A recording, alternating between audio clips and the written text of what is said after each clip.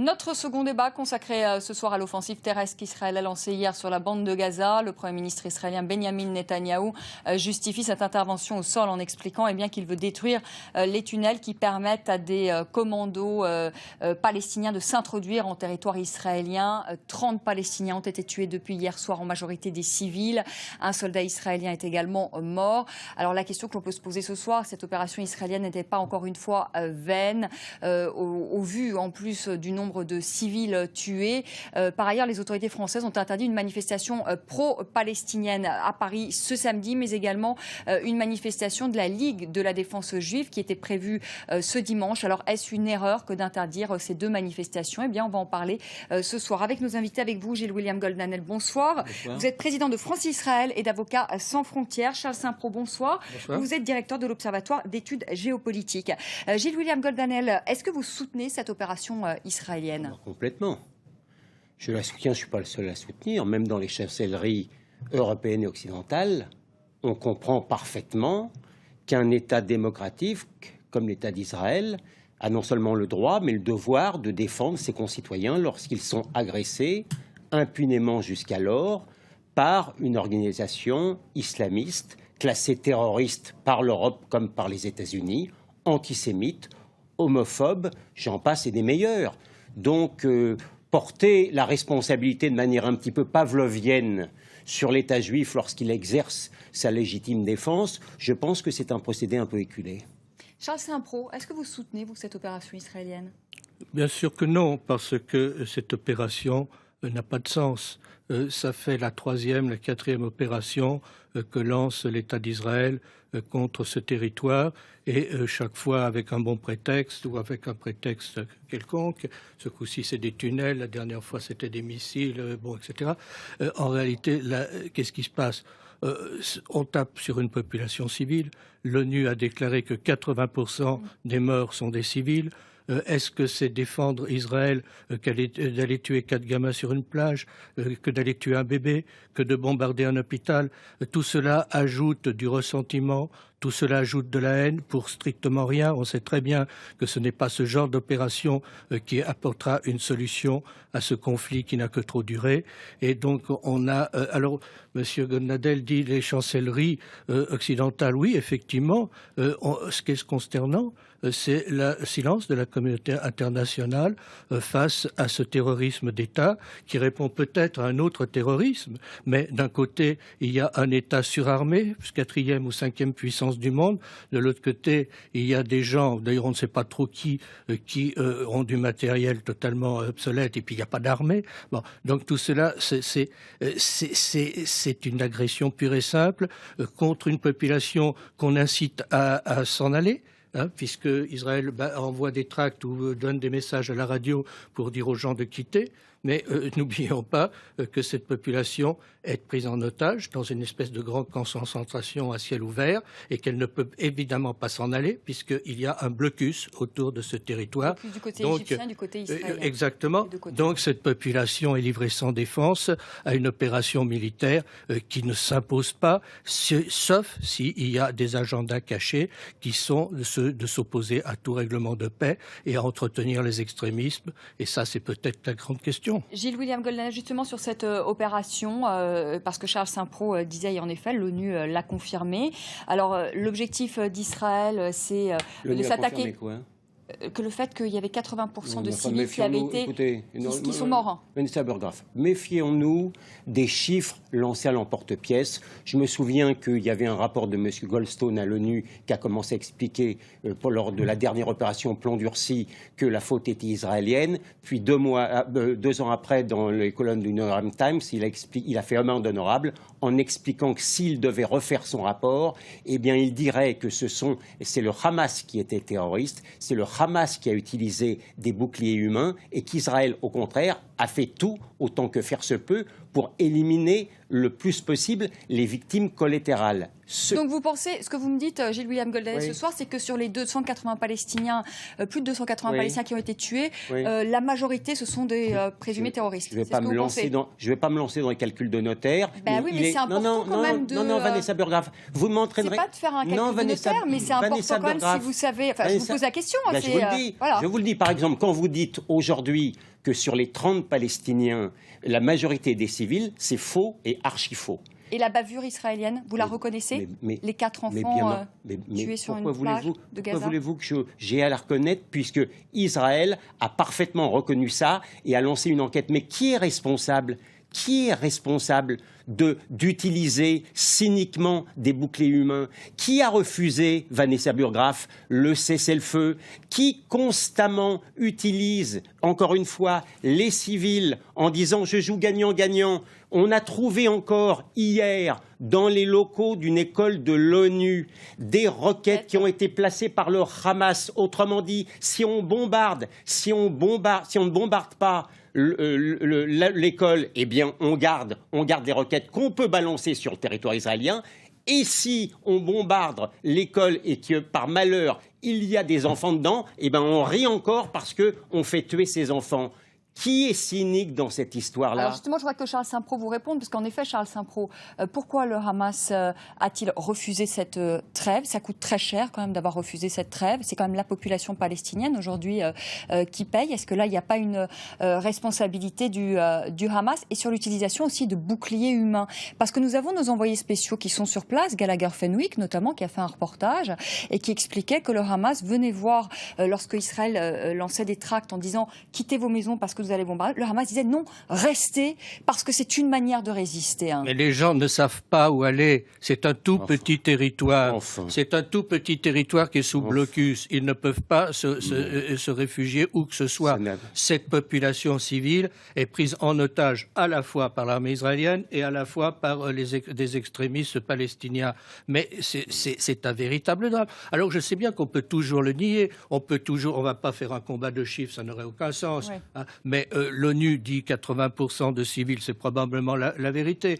Mais je crois qu'il n'y a aucun intérêt à vouloir insulter les victimes, à les nier et à déshumaniser l'adversaire. Je sais bien qu'aujourd'hui, il y a sur des collines, pas loin de Gaza, des Israéliens qui vont rigoler au vu des bombardements qui ont lieu. Eh bien, je trouve que c'est pas très joli. Hein. C'est comme s'il y avait eu des gens qui étaient allés voir le massacre du ghetto de Varsovie.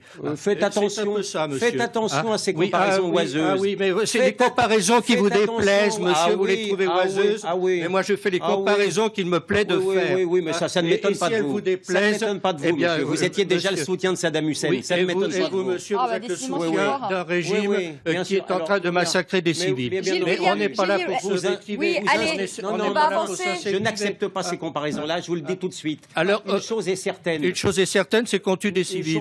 Mais une chose est certaine, c'est que ce genre d'événements, ce genre de drame ne favorisera pas la paix. Charles Simpro. Une chose est certaine, Israël, autant que faire se peut, veut éviter les victimes collatérales. C'est la première fois, effectivement, qu'un État qui agit en légitime défense se donne la peine d'appeler au téléphone les gens pour leur dire « quittez absolument les maisons, on sait qu'il y a des armes là ». Et on nous explique qu'ils n'ont pas...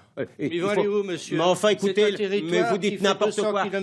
Eh bien, il ne s'agit pas d'aller à 100 km, il suffit de changer de zone et le bombardement, avec une précision chirurgicale que vous ne pouvez dédaigner, pourra être effectué sans dommages collatéraux. Mais le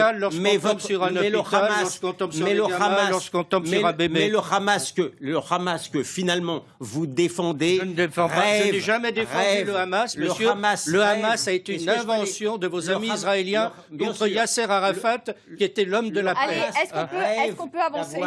Le plus possible de victimes civiles à exhiber devant vos caméras de télévision. C'est son principal fonds de commerce. Charles Simpro, est-ce qu'il y a aujourd'hui une importation du conflit israélo-palestinien? François Hollande dit je ne veux pas qu'il y ait une importation du conflit israélo-palestinien. Est-ce que ce conflit est implanté depuis longtemps ici en France? Alors, sur ce que dit le président de la République, il y a deux choses. D'abord, il y a l'analyse de la situation. Le président de la République a parlé de retenue. Je trouve que ce terme appeler à Israël à la retenue. Je trouve que ce terme n'est pas approprié. La retenue, ça veut dire qu'il faut tuer que 2 gamins au lieu de 4. Ça veut dire quoi exactement? Je trouve que la voix de la France est inaudible dans cette affaire. Et je me souviens de ce que disait le général de Gaulle lorsque la France parlait fort et qu'elle était entendue. C'était quand même un autre discours que ce discours qui n'a pas de sens et qui montre une véritable impuissance. Mais il est vrai que la France n'est pas la seule. Les États-Unis ont débloqué 650 000 $ pour l'armée israélienne pour cette opération. Donc nous sommes dans une situation où la communauté internationale... Alors l'importation du conflit, moi je suis hostile au communautarisme.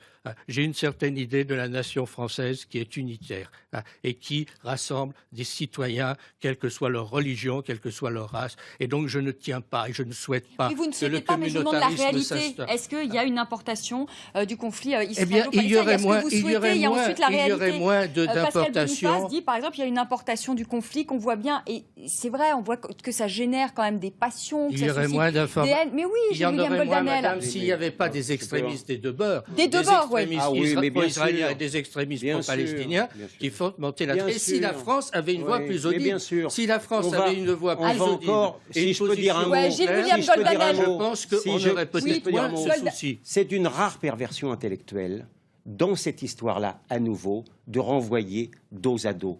Jusqu'à maintenant, et ces dernières années, l'importation, comme vous dites, de manière un tout petit peu, comme ça se dit, de manière un petit peu aseptisée du conflit, ça n'a rien à voir avec prendre des positions. Ça, je comprends parfaitement qu'on puisse prendre des positions. Ça n'est pas pareil quand même que de rentrer dans une école juive, comme à Toulouse, pour tuer des enfants juifs. Monsieur, ça n'a rien à voir avec l'affaire de Gaza. Pour venger. Vous faites un numéro d'avocat, là, vous monsieur. Dites n'importe quoi. Ça n'a rien à voir avec l'affaire de Gaza. Vous dites n'importe quoi, mon pauvre monsieur. Monsieur Mera, si je peux aller. Monsieur Mera, vous ne m'empêcherez pas de parler. Monsieur Mera est rentré dans une école juive pour venger les crimes de Gaza. C'est lui-même qui a indiqué cela. Monsieur Nebou, à Bruxelles, a fait exactement de la même manière. Et là, ce sont des islamo-gauchistes qui vont devant des synagogues. Personne ne va les manifester devant des mosquées, Dieu merci. Mais il y a aussi, pardonnez-moi, Gilles-William Goldanel, vous savez aussi, il y a eu la Ligue de la défense juive aussi qui était là, qui a aussi eu des mots terribles sur les réseaux sociaux. Non, mais je veux dire, il y a des deux côtés.